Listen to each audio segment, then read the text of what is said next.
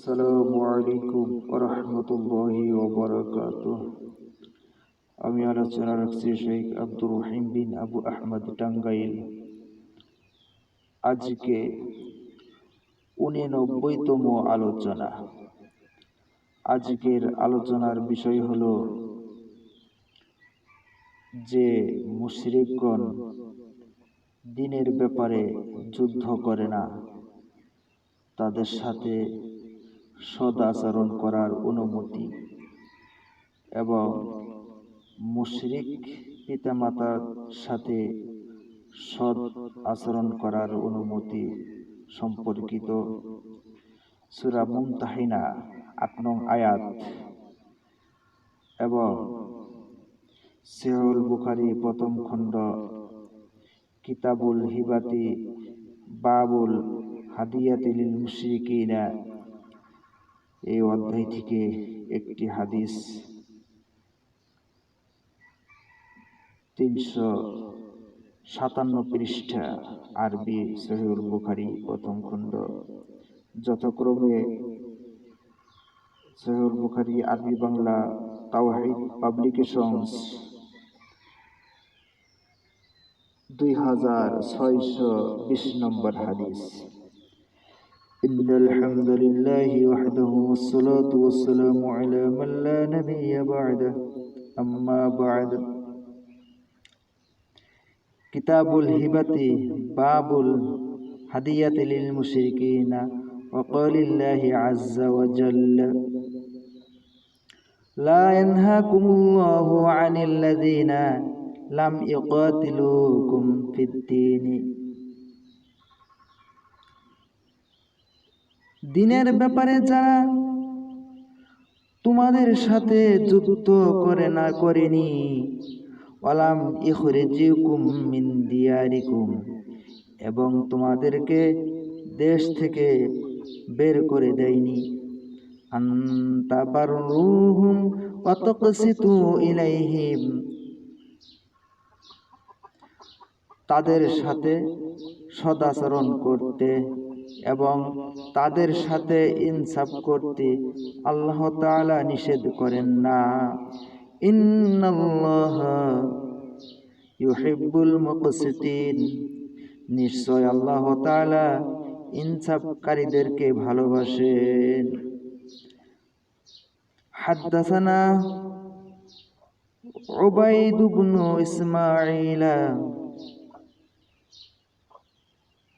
حدثنا أبو أسامة عن هشام عن أبيه عن أسماء بنت أبي بكر قالت قدمت علي أمي وهي مشركة في عهد رسول الله صلى الله عليه وسلم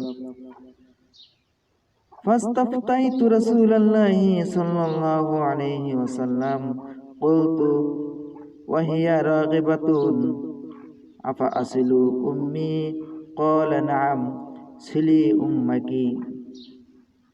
রাহুল বুখারী।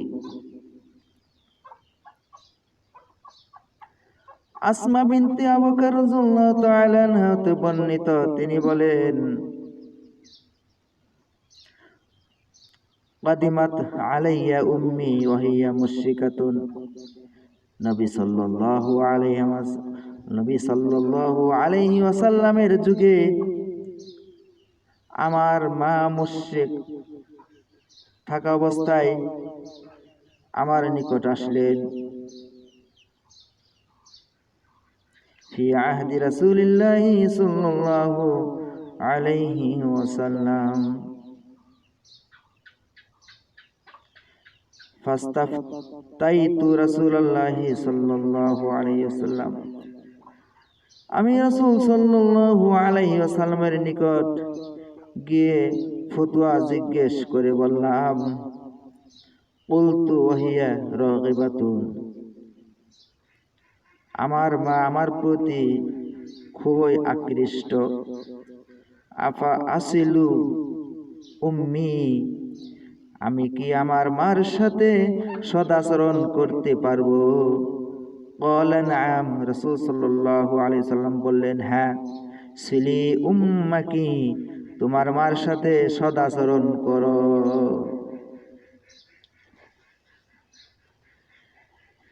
এখন মুশরিকদের বিষয় আছে, যে মুশরিকরা দ্বীনের ব্যাপারে মুসলিমদের সাথে যুদ্ধ করে এবং যুদ্ধ চলমান আছে। সেই মুশরিকদের সাথে আমাদেরও যুদ্ধ করতে হবে, তাদের সাথে সদাচরণ বা তাদের সাথে আদর যত্ন এগুলা চলবে না। তাই এখানে সূরা মুমতাহিনার ৮ নম্বর আয়াতে স্পষ্ট বলে দেওয়া হয়েছে যে